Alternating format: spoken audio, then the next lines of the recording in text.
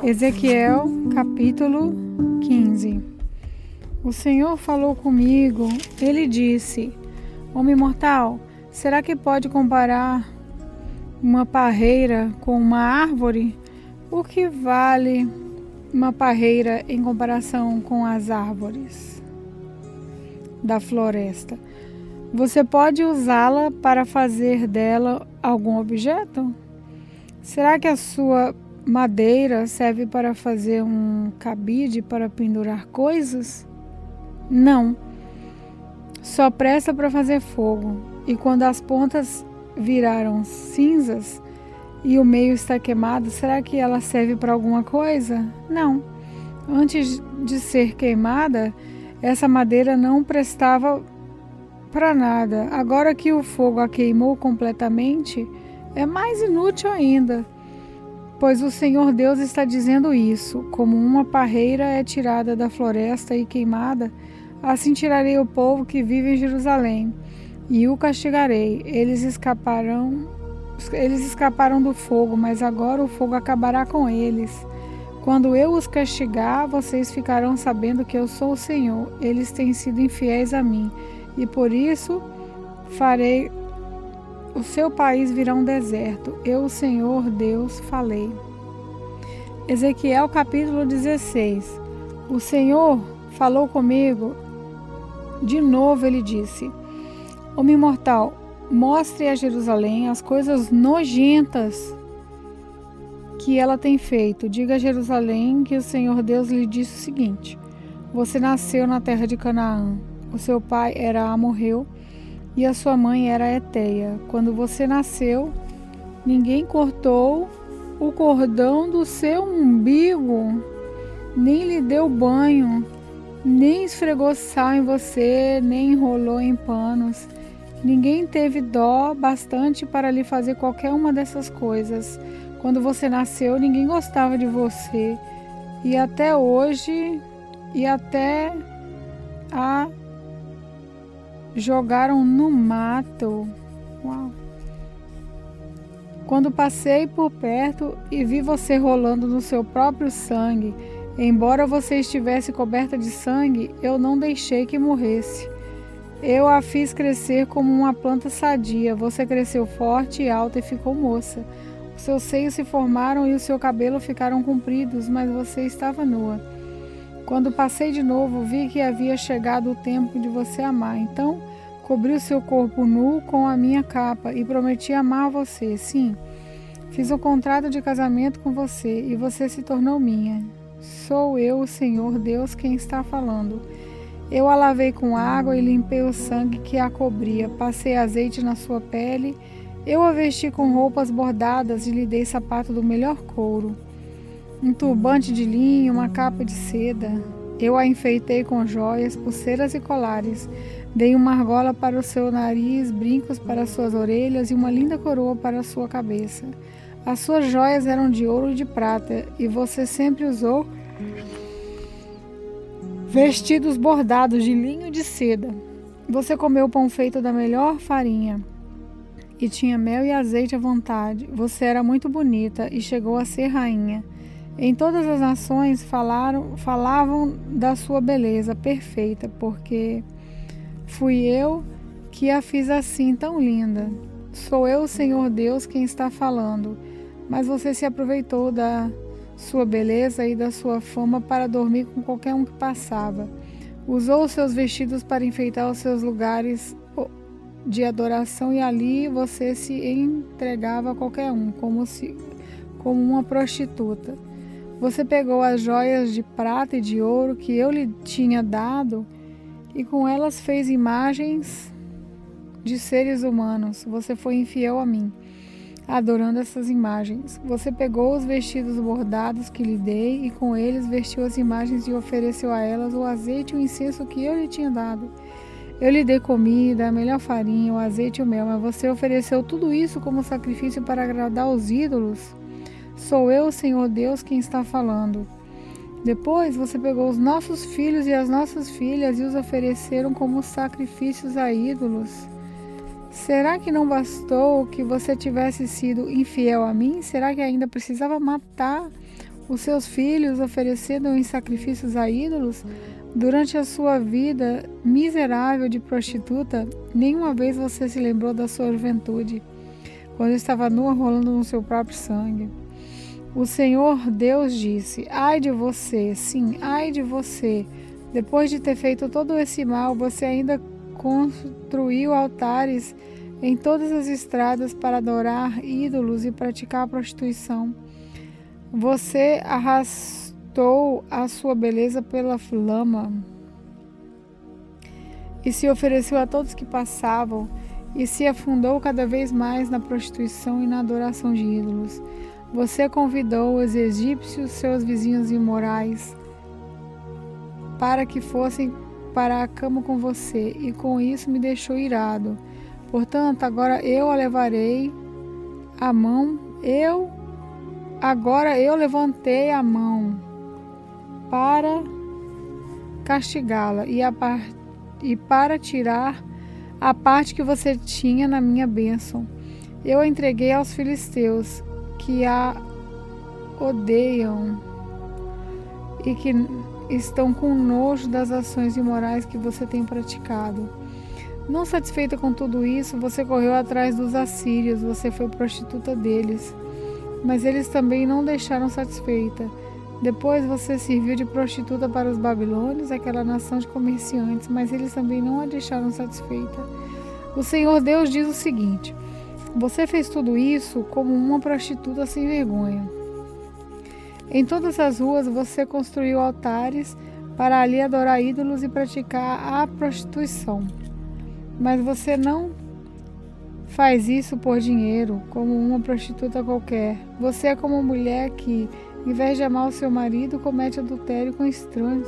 A prostituta é paga, mas você deu presentes a todos os seus amantes e ainda lhes ofereceu lembranças para que viessem de todas as partes dormir com você. Você é uma prostituta diferente. Ninguém a obrigou a se tornar prostituta. Você não recebe nada, mas paga, sim, você é diferente. Por isso, agora, você, prostituta, escute o que o Senhor Deus diz. O que ele diz é isto: você tirou a roupa e, como prostituta, se entregou aos seus amantes e a todos os ídolos vergonhosos, e matou os seus filhos em sacrifício a ídolos. Por causa disso, eu vou reunir todos os antigos amantes, tanto os que você apreciava como os que detestava. Eu os colocarei ao seu redor em círculo, então arrancarei a sua roupa e eles verão você nua. Eu a condenarei por adultério e assassinato, e na minha ira e furor vou castigá-la com a morte. Vou entregá-la a eles, e eles derrubarão os altares onde você se entregava à prostituição e onde adorava ídolos. Eles levarão as suas roupas e as suas joias e a deixarão completamente nua.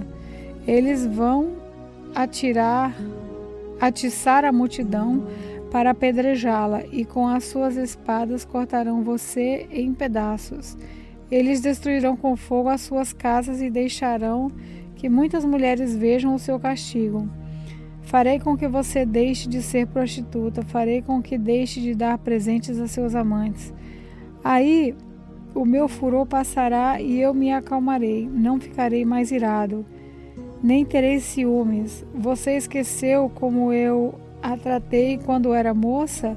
Me deixou irado com todas as coisas que fez. Foi por isso que a fiz pagar por tudo, porque é que, além de todas as coisas nojentas que você fez, ainda foi imoral. Eu, o Senhor Deus, falei. O Senhor Deus diz o seguinte: Jerusalém, os outros usarão este provérbio a respeito de você, tal mãe, tal filha. De fato, você é a filha da sua mãe. Ela detestava o marido e os filhos. Você é como as suas irmãs que odeiam os seus maridos e os seus filhos. Você e as cidades que são suas vizinhas tiveram mãe Eteia e pai morreu. A sua irmã mais velha é Samaria do norte, com os povoados que ficam ao seu redor. a sua irmã mais moça com os seus povoados e Sodoma do Sul. Por acaso você se contentou em seguir os passos delas, em imitar as coisas nojentas que elas fizeram? Não.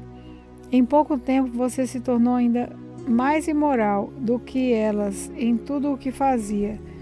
Jerusalém, juro pela minha vida, diz o Senhor Deus, que a sua irmã Sodoma e os povoados que ficam ao seu redor nunca pecaram tanto quanto você e os seus povoados. Sodoma e as suas filhas eram orgulhosas porque tinham muita comida e viviam no conforto sem fazer nada, porém não cuidaram dos pobres e dos necessitados. Elas foram orgulhosas e teimosas e fizeram as coisas que eu detesto, por isso eu as destruí, como você sabe muito bem. Samaria não cometeu a metade dos pecados que você, Jerusalém, cometeu. Você fez coisas ainda mais vergonhosas do que as suas irmãs Sodoma e Samaria fizeram. Elas até parecem inocentes quanto à sua corrupção, Jerusalém, e comparada com a delas. E agora você terá de suportar a sua desgraça. Os seus pecados são mais graves do que os das suas irmãs, tanto que elas até são inocentes em comparação com você. Agora, Jerusalém, fique envergonhada e aguente a sua humilhação, pois você faz com que as suas irmãs pareçam puras. O Senhor Deus disse a Jerusalém: vou fazer progresso de novo para as suas irmãs, para Sodoma e os povoados que ficam ao seu redor, e para Samaria e os seus povoados. E vou fazer com que você também prospere. Você terá vergonha de você mesma. E a sua desgraça mostrará às suas irmãs que elas estão em boas condições. De novo haverá progresso para elas, e você e os seus povoados também serão reconstruídos. No seu orgulho você zombou de Sodoma, até de ser descoberto o mal que você fazia. Agora você se tornou igual a Sodoma, zombam de você os edomitas, os filisteus e os seus outros vizinhos que a odeiam. Você precisa sofrer pelas coisas imorais e vergonhosas que fez. Eu, Senhor, falei. O Senhor Deus diz: Jerusalém, eu a tratarei como merece, pois você quebrou as suas promessas e não respeitou a aliança, mas eu manterei a aliança que fiz com você na sua mocidade e farei com você uma aliança que durará para sempre. Você lembrará do que fez e ficará envergonhada de receber de volta a sua irmã mais velha e a sua irmã mais moça.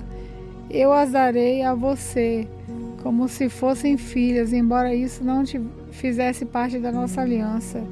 Renovarei a aliança que fiz com você e você ficará sabendo que eu sou o Senhor. Eu perdoarei todas as coisas, mas que você fez, porém você lembrará delas e ficará envergonhada demais para dizer qualquer coisa. Eu, Senhor Deus, falei. Ezequiel capítulo 17. O Senhor me disse o seguinte: Homem mortal, faça para os israelitas uma comparação, para que saibam o que eu, o Senhor Deus, estou dizendo. Era uma vez uma águia gigantesca, das asas enormes bem abertas, toda coberta de lindas penas. Ela voou para os montes Líbanos e quebrou a ponta de um cedro. Ela levou essa ponta para uma terra de negociantes e a deixou numa cidade de vendedores. Aí ela pegou na terra de Israel a muda de uma planta e a plantou numa terra boa, onde sempre havia água para fazê-la crescer. A planta cresceu e se tornou uma parreira baixa, mas esparramada. Os galhos se viraram para o lado da águia e as raízes cresceram bem fundas. A parreira tinha galhos e estava coberta de folhas. Havia outra águia gigantesca, de asas enormes e muitas penas. A parreira virou as suas raízes e os seus galhos na direção da águia esperando que ela lhe desse mais água do que havia no pomar onde estava plantada, mas a parreira tinha sido plantada em terra boa e bem regada, para que fosse uma ótima planta coberta de folhas e que produzisse uvas. Agora eu, Senhor Deus, pergunto: será que essa parreira vai crescer? Será que a primeira águia não vai arrancá-la pelas raízes, apanhar as uvas e quebrar os ramos, deixando-a secar? Não será necessária muita força, nenhuma nação poderosa para arrancá-la? Sim, ela está plantada, mas será que vai crescer? Será que não vai secar quando o vento leste a castigar? Será que não vai secar no pomar onde está plantada? E o Senhor me disse: pergunte a esses rebeldes se entenderam o que essa comparação quer dizer. Diga-lhes que o rei da Babilônia veio a Jerusalém, pegou o rei e os seus oficiais e os levou para a Babilônia. Ele escolheu um homem da família do rei, fez um tratado com ele e o obrigou a jurar que lhe seria fiel. O rei da Babilônia também levou os homens importantes para evitar que a nação se levantasse outra vez e para ter certeza de que o tratado seria cumprido. Mas o rei de Judá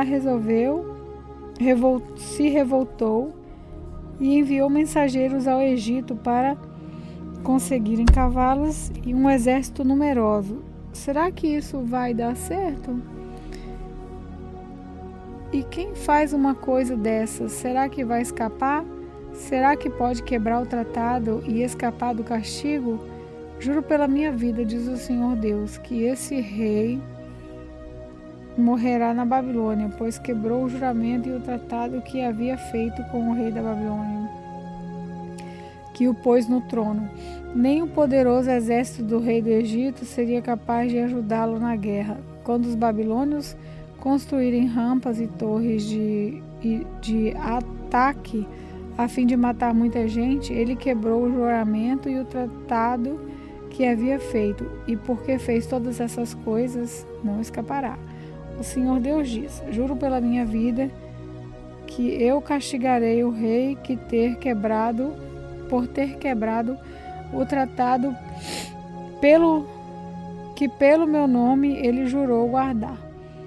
Estenderei uma rede de caçador e o pegarei nela. Eu o levarei à Babilônia e o castigarei ali, pois ele foi infiel a mim. Os seus melhores soldados serão mortos em batalha, e os que ficarem vivos serão espalhados em todas as direções. Aí vocês ficarão sabendo que eu, o Senhor, falei. O Senhor Deus diz isso: tirarei a ponta de um cedro alto, cortarei um broto novo, e o plantarei num monte elevado, no monte mais alto de Israel. Ele soltará galhos, produzirá sementes e se tornará um cedro muito lindo. Pássaros de todo tipo viverão ali e acharão abrigo na sua sombra.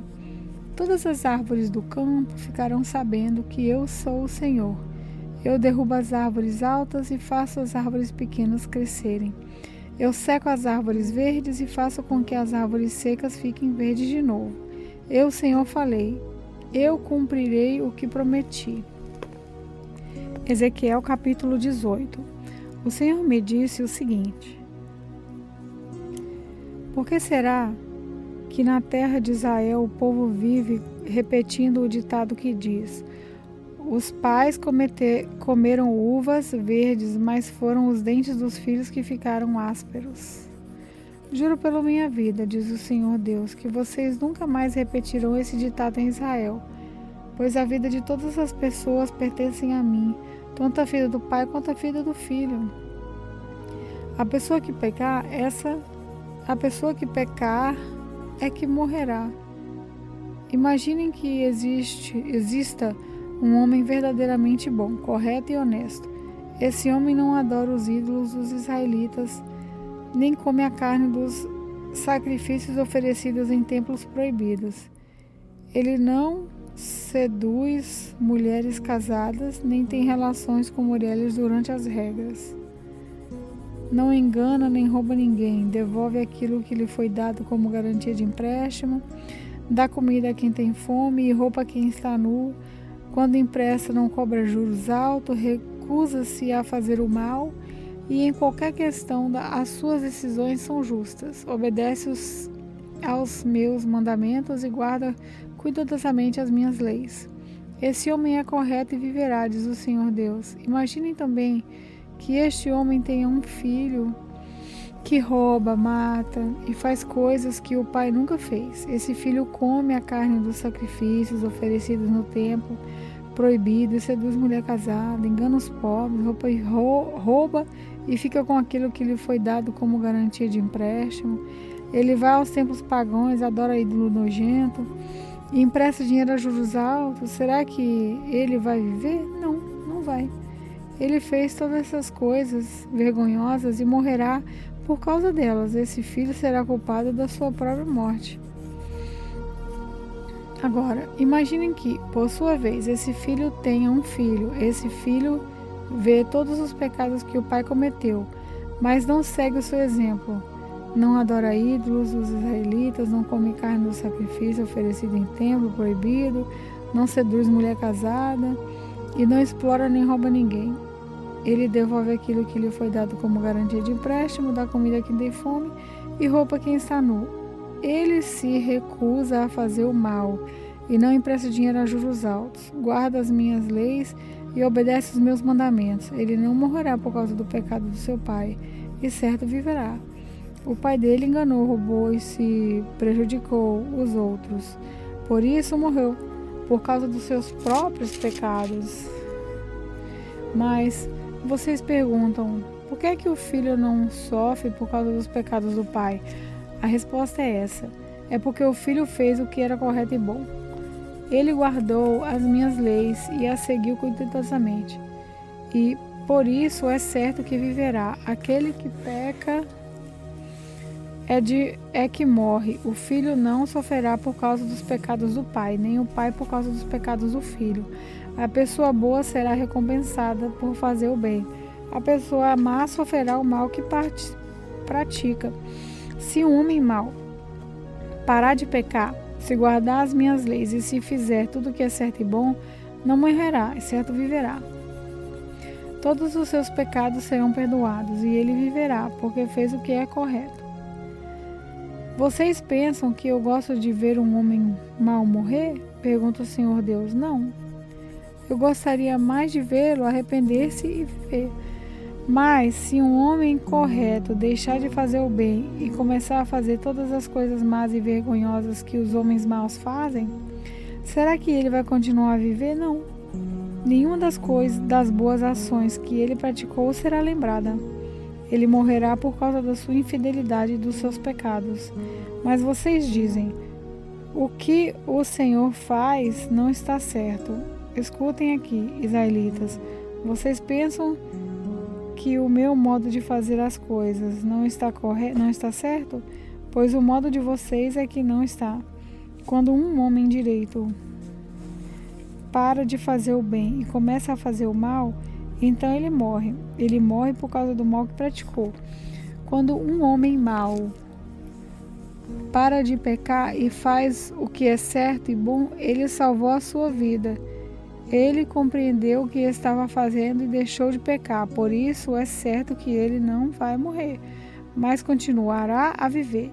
E vocês, israelitas, dizem, o que o Senhor faz não está certo. Vocês pensam que o meu modo de fazer as coisas não está certo, não é? Pois é o modo de vocês que não está.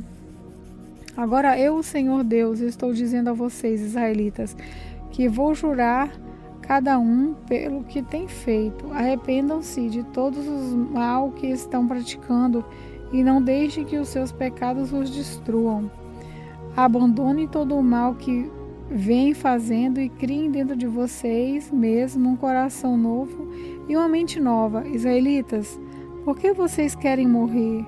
Eu não quero que ninguém morra, diz o Senhor Deus. Portanto, parem de pecar e vivam.